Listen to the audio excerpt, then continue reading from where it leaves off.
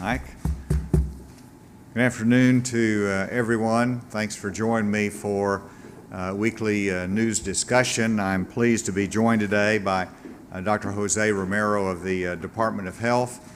We also have Secretary Larry Walther, Department of Finance and Administration. We have Pat Fitz here, Executive Director of the Arkansas Game and Fish Commission, and we have Eric Hagler that's here, who's the Director of the Arkansas Scholarship Lottery. Let's start by reminding everyone that this weekend is Memorial Day weekend, and it kicks off the summer vacation period. And we should remember a few things as we enter the Memorial holiday. First of all, the reason for the holiday, and that is to remember those that have given their life in service of our country. And it's an important holiday for that reason. But it's also a time for family, it's time for traveling, it's time for enjoying our state parks, and a time for seeing our rivers and our lakes. And so my admonition is be safe as you travel, be safe as you go into our rivers and our lakes. Make sure that you remember this is National Safe Boating Week, so wear your life vest and be safe as you enjoy the wonderful outdoors this season. And I'd also encourage you to remember that we have vaccine clinics at 3 of our state parks. And if we could put that first one up, slide 1, it has, go back one, there. The state park vaccine clinics. DeGray Lake Resort State Park will have a vaccine clinic. The times are referenced. This is all on Saturday. Mississippi River State Park, Pettigene State Park. And we have some good news, an announcement for those that will be going to those particular clinics, and that those receiving the COVID-19 vaccination during a state park clinic, as identified here, they will automatically be entered into a drawing to win a gift certificate for 2 nights of lodging of their choice at any of the Arkansas state parks. Now, if you then go to the slide that talks about where we are in our vaccinations, 50% of Arkansas adults have received at least 1 dose of a COVID-19 vaccine. Now, this is below the national standard or national average, but it is progress for Arkansas. 50% of all adults have received at least 1 dose, and that's according to the Centers for Disease Control and Prevention.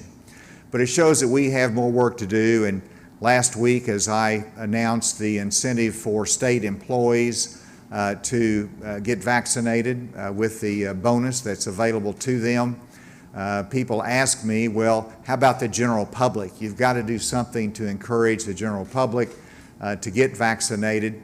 And I've asked our health department team to combine with our Department of Finance to see what we could do to give something to the general public to incentivize them, encourage them, and also to make it some fun as they go about getting the vaccine and we increase these numbers. And so with that, I wanted to announce 2 additional incentives that will be effective and available beginning next Tuesday, which is June 1. And first of all is you'll have 2 options, and that is that you can get a $20 Arkansas Scholarship Lottery scratch-off. Which I'll ask Eric Hagler to come in a moment and describe this in more detail, but this allows you to scratch off, get an immediate decision as to whether you've won an award or not. But for those who say, well, I don't particularly, not interested in that, I'd rather have a different option. And that would be a gift certificate with the Arkansas Game and Fish Commission for $20 or roundabout numbers as well. So there's an equivalency there. Now, if you choose to get the Game and Fish Commission gift certificate, that can be redeemed for a fishing license or a combo hunting and fishing license. And Pat will come and describe a little bit about how that works.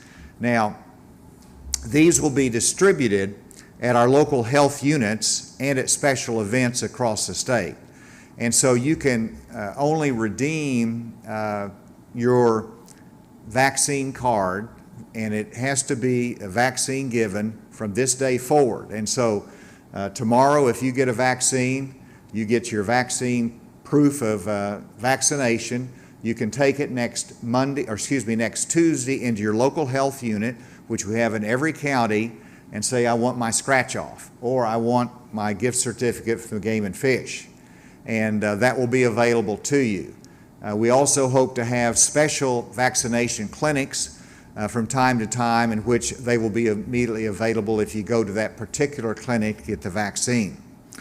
We're going to be allocating 50,000 lottery tickets that will be purchased by our Department of Health and distributed as incentives, and we'll be purchasing 50,000 Game and Fish gift certificates as well. This totals $2 million that we are devoting to this incentive plan.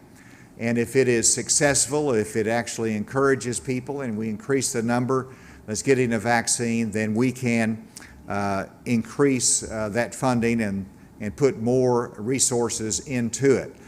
This is funding that we have at our Department of Health that's specifically designated for vaccine distribution, and it's been approved that it can be used for incentives as well, and that's how this will work as we present it. And so at this time, I'd like to have, let's start with Eric, if you'd come and talk about how the scratch-off will work. Absolutely. Thank you, Governor. On behalf of the Arkansas Scholarship Lottery, I'm very pleased to be partnering with the Arkansas Department of Health and the administration in furtherance of this immunization program. And we're pretty excited about the offer on the option of the lottery ticket. This is the $1 million spectacular ticket. And this is an important ticket for those that are interested in getting their vaccine, because what this offers you is an immediate chance to win a $1 million cash prize. There are currently 2 $1 million prizes still in the game, and over $19 million in total cash prizes.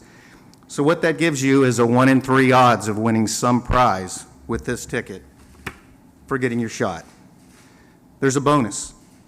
If you scratch your ticket and it doesn't win, go to our website, myarkansaslottery.com, enter your ticket number for a second chance to win $1 million. So you actually get 2 chances at winning $1 million. Remember, you have to be 18 years or older to play, and we ask you to play responsibly. You could be Arkansas's next millionaire. Thank you. And Director Pat Fitz, could you come and talk about how the gift certificate through Game and Fish works? Yes, sir. Governor, thank you so much for letting us take part in this, and we're very excited. It's kind of fitting as we move through the pandemic that we saw a big influx of people go outside and spend that time in our natural resources around the state. And I think this is a fitting incentive to keep people out there. So like the governor said, when you, starting today, when you get your immunization card, you'll be given 2 gift certificates, each one for $10.50, and that represents a fishing license and a small game hunting license. So you'll get both, and then you'll be able to redeem that gift certificate at any licensed dealer or online to get your actual license. So we would like to encourage people to come forward and take part in this program, and certainly get your incentives and get outside and enjoy the great outdoors here in Arkansas. Thank you, Governor. Thank you. And previously, you'd get a vaccine and you knew you were doing something good for your health and your state, and that was a reward. And now we're not only you get a vaccine, you're doing something good for yourself and your health, but also you're going to be helping the Arkansas Scholarship Lottery, and you're going to be helping also the Arkansas Game and Fish, and hopefully expanding those that utilize our outdoors. And with that, let me go to the final slide, which is the current case report, just to let you know that there's a reason to get a vaccine. And you see that we have 329 new cases, a change from yesterday. Active cases are up 96. The good news is that we have given out, had a good vaccine day with 9,378 doses given. But it's a reminder that we still have the COVID-19 virus in our community. There's a reason to get a vaccine. There's a reason to get a vaccine, and that is that we've got to make sure we beat this. And with that, Dr. Romero, I'll give you the last word before we open to questions.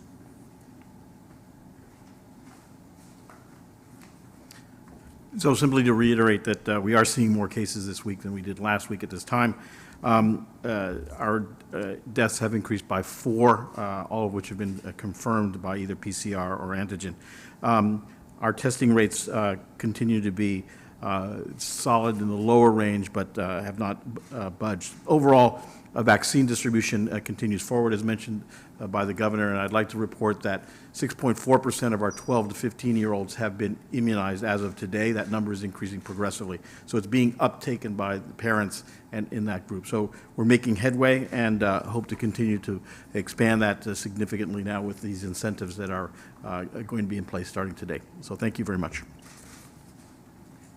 With that, we'll take any questions. Last week you made reference, somebody asked about the lottery, and you said there were some restrictions. This doesn't run afoul of the restrictions you're referring to? No, the restrictions I was speaking of is that there's really only one lottery that's allowed, which is the Arkansas Scholarship Lottery. That is the lottery that's permitted. Some states create their own lottery within the vaccine cards, and so you have a lottery just within their Department of Health to encourage the vaccines. We could not do that, and so that's what I had reference to. And so the way you avoid it is we operate within the existing lottery program by the Department of Health purchasing 50,000 scratch-off tickets. So that is consistent with the law and with the exclusive nature of the Arkansas Scholarship Lottery. Are those slow-selling tickets? Is there a particular reason you chose that $20 ticket? Because it was $20. No, I mean, Eric, you can handle that, but we wanted to have an incentive that was in that range, and so that's why I picked it, but you can comment on. These tickets you wouldn't sell otherwise? To the contrary, this is one of our most popular games. We felt like to incentivize individuals to participate in the program, you have to give some value, and this was premium value, so actually this is what we consider to be a premium game. Seems like a pretty high increase in cases today. Any idea what's going on there? You just got to watch it week by week. Last week, I think we had like 317 new cases, and so it's a little bit higher, but it's comparable. And then as the week went on, it was high, and then it went down. And so week by week, it's fairly steady, but obviously anytime you get over 300 cases, it's worrisome. And there's only one answer to this, and that is increasing the number of vaccinations. I think the increase could be due to perhaps more people traveling or more people taking off their masks. Dr. Romero, I'm going to let you answer that. I think it's multifactorial. The increase is probably due in part to travel, in part due to not adhering to the mask issuance. That is that, you know, if you've been vaccinated, you don't need the mask. But if you're not vaccinated fully, then you need to continue that. So that's probably playing into it. The other issue that we need to consider are the number of variants that we're seeing. So we saw a 36% increase in the number of variants that we have identified in the last week. That's another reason to get vaccinated. We know that those variants have higher morbidity, mortality, and transmissible. Over 1/3 of those new variants were of the UK type that is transmissible, and we're starting to see some of the Brazilian variants here in the state, which are difficult to treat with our monoclonal antibodies. So really, the only way to prevent this is, as the governor has said, and as we've said over and over again, you need to get vaccinated. That's how we're going to stop this pandemic here in the state. Thank you. I don't know if we have anybody remotely that had a question. Yes, hello. This is Mercedes McKay with Channel 11. I was just wondering for Dr. Romero why we're seeing hospitalizations rise as well. They got up to 200. Why are those rising? Is it because of the variant spreading, or what does he believe the reason is? Well, Dr. Romero, why don't you answer that? But I think you have to put it in perspective that we're really below 200. So why don't you comment? So the governor is correct. So the thing to keep in mind is that we tend to see spikes in the hospitalizations usually today on Tuesday, and then they tend to trail off over the week. So this fluctuation isn't unusual. Our overall average is still in that 100 to 200 range. Again, you know, we need to vaccinate. If we're not going to vaccinate, then this is what we're going to see going forward, with a potential of spikes as the season gets colder and we spend more time indoors. So please, we need to do this in order to cut down the number of hospitalizations. Next question. How are we doing on the vaccine goal? Are we on track to do that? In terms of the general vaccine goals that we have, as I've said, we're behind the national average. Our vaccinations have increased because we're added the 12 plus, and so they're continuing to get vaccinated, as well as the push from employers and other incentive programs across the state. So I'm much more pleased this week with our vaccination trend than I have been in previous weeks. I think it's picking up. People are continuing to get vaccinated, and we just want to continue down that path. With that, Mike. Question has come up from Andrew, the auditor, Andrea Lee, the past two finance boards, about how much surplus money you want to stick in the health insurance plans.